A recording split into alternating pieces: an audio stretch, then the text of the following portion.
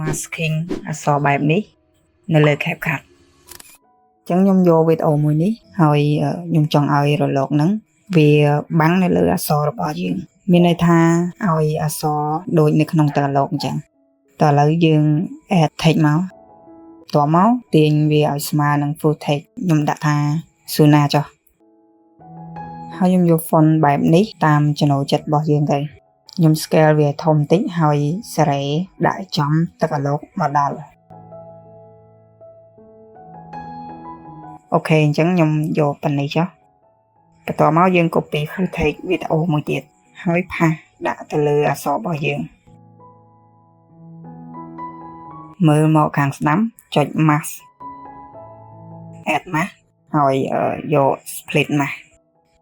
តម្រឹមវាឲ្យស្មើនឹងអក្សររបស់យើងមករួចមើលខាងស្ដាំដៃដដែលក្នុង mask setting ហើយចុច keyframe នៅកន្លែង position បន្ទាប់មក play វីដេអូបណ្ដើទាញ mask បណ្ដើហើយធ្វើបែបហ្នឹងរហូតដល់ចំណុចដែលយើងចង់បាន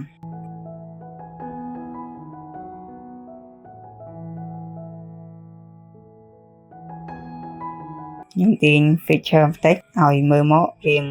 smooth ជាងមុនអូខេអញ្ចឹងខ្ញុំសម្រេចថាយកប៉ុណ្ណឹងចុះសាក play មើលម្ដងទៀតមើល